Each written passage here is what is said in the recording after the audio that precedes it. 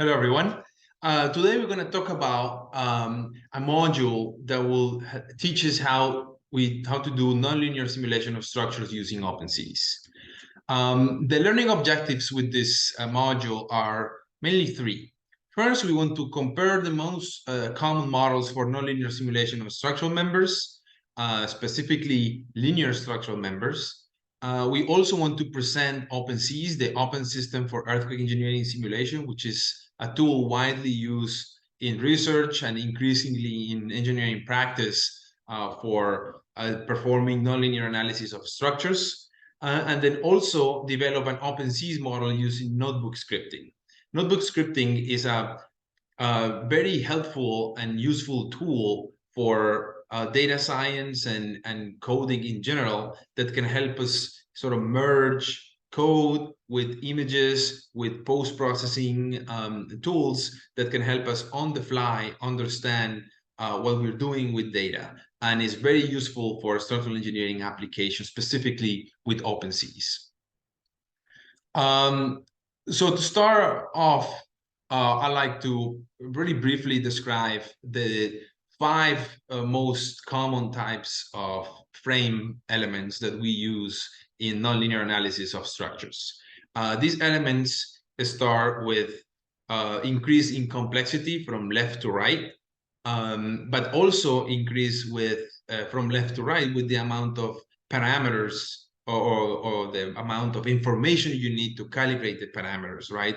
The model on the left is the simplest of those, of course, the less sophisticated, but the one that needs the least amount of parameters to completely be defined. And the one on the right is the one that's most sophisticated, has a lot of degrees of freedom and flexibility to capture many intricate behaviors, but requires a lot of data, especially experimental data, to calibrate really large amount of parameters that describe the response of that complex model. So the model on the left, it's the basic concentrated plastic hinge model, where you have all the elastic response concentrated on that red element in the middle, only elastic response, and all of the nonlinear response is concentrated within these plastic hinges. Typically, the formulation of this model includes one unique element that has the ability to concentrate nonlinearity on both ends. And slightly improved version of that plastic hinge model is a model that uses, instead of one unique element with plastic hinges within the formulation, three different elements, one elastic element in the middle, and then two nonlinear springs, one on each end, that have the same function as the plastic hinge in model A, right? Just concentrate all the nonlinear response and all the elastic responses in the elastic beam column element in the middle. Model C now extends the concept of concentrated plastic hinge to not be in a single point, but in a finite length, right? So basically, instead of saying that we have one point where nonlinearity is concentrated, we have now a length when nonlinearity is concentrated. Typically, that approach includes also the definition of a fiber section that will also dominate or controls or spreads the plasticity along that finite length. So basically, in Model C, you not only have to assign the information of the backbone curves on both ends, but also how long, what's the length in that nonlinear response. Now, Model D releases that assumption of having plasticity confined on a finite length, but it allows it to spread along the element, right? So to do that, Model D includes fiber sections in many locations within the element, and then the analysis is the one that's going to tell if nonlinearity is taking place or is not taking place in each location of the element, depending on what are the external forces and the demands within each of those cross sections. And then finally, Model E is the most detailed or sophisticated element model that now describes the whole volume of the material that comprise the structural member using solid finite elements, right? So in this case, you have potentially hundreds of degrees of freedom to describe just one beam or one column with the corresponding computational cost and need of deciding a lot of parameters to calibrate. So you have a lot of sophistication, but also a lot of computational cost and a lot of parameters to choose from that might be cumbersome given the limited amount of experimental data on the structural response, specifically nonlinear response of structural members. So from those main 5 element models, you distinguish that there is 2 big groups.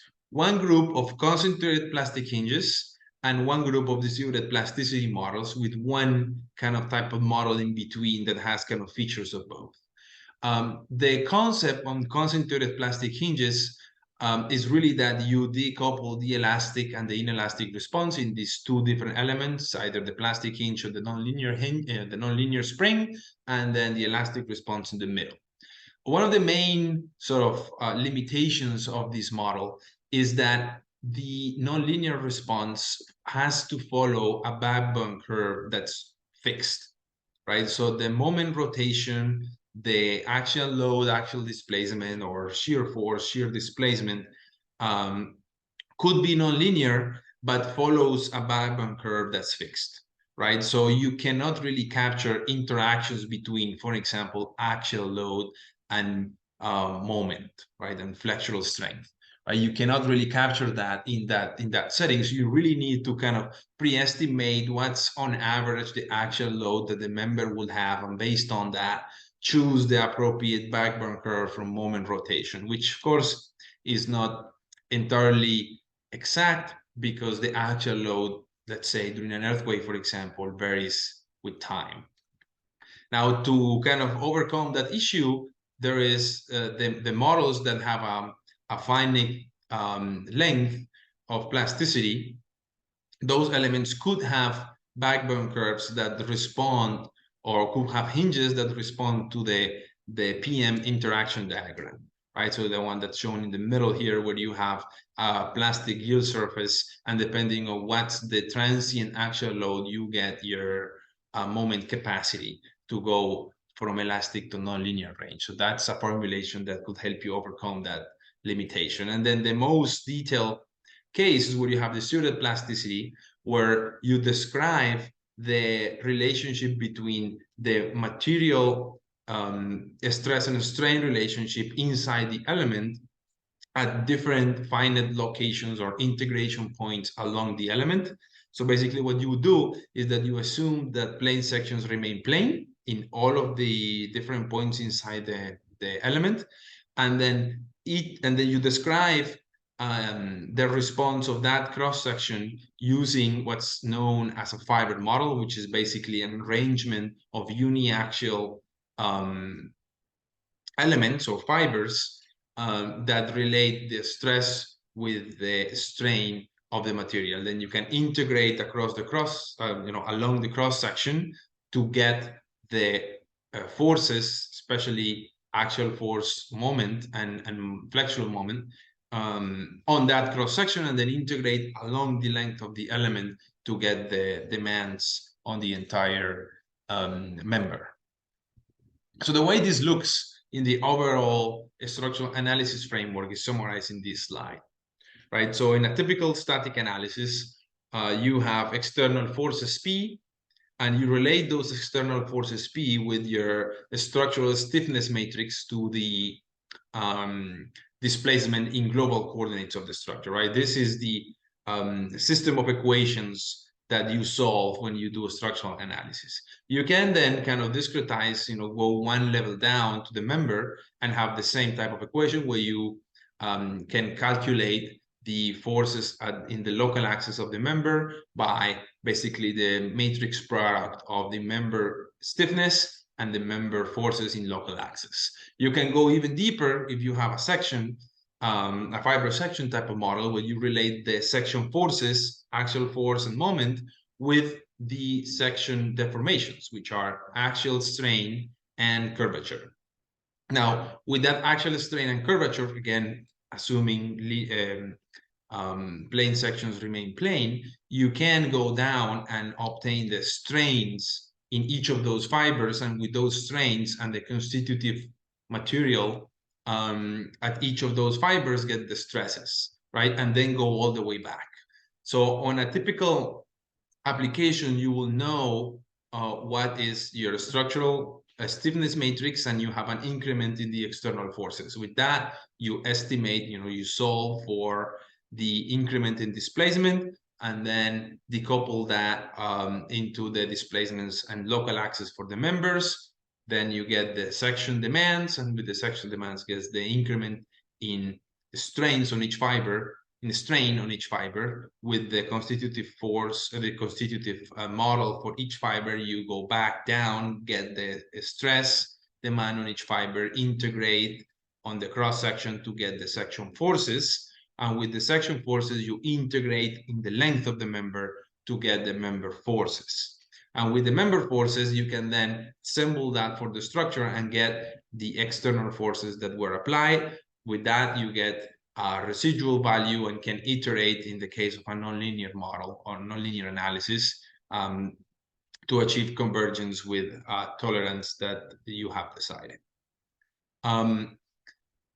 This application, or the application of this type of analysis using fiber and elements, it's really interesting, because fiber elements have the capacity to really simulate the response, the nonlinear response of structural members with only a few assumptions, especially the assumption of plane sections remain plane. But there are two types of fiber beam column elements, or two formulations: a formulation that's displacement-based and a formulation that's force-based.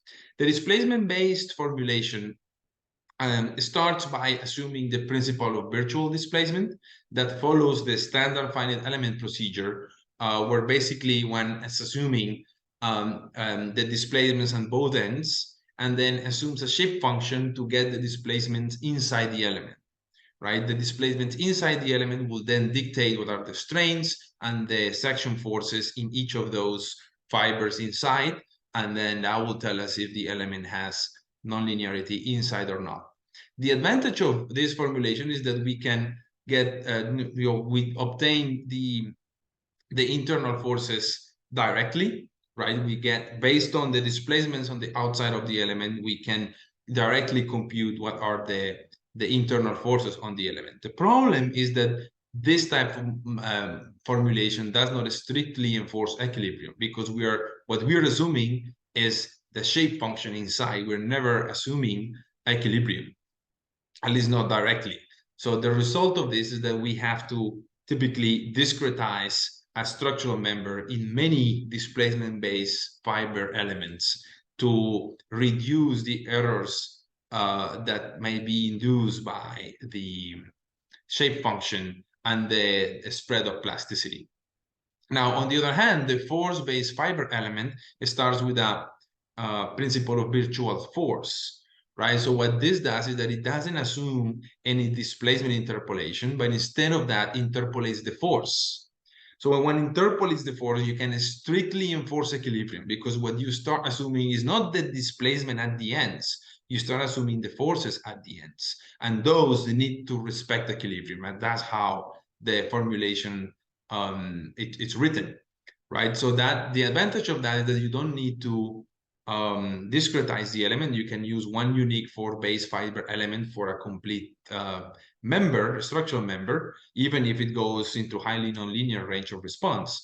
The problem is that you need to iterate within the element for doing the state determination, because when you have the forces outside, you don't know what the stiffness inside is, right? Because you apply the forces outside, those forces will translate into displacements, but those displacements, using an assumed stiffness of the member, but those displacements will change the stiffness depending on how much plasticity was spread. So then you have to iterate so that you get a displacement that corresponds with the forces that you have applied on the outside of the element. So there's a trade-off there. You can use less elements, but you need to iterate within the element. Whereas for displacement-based fiber elements, you don't iterate within the element, but you need to have many elements to represent the structural member.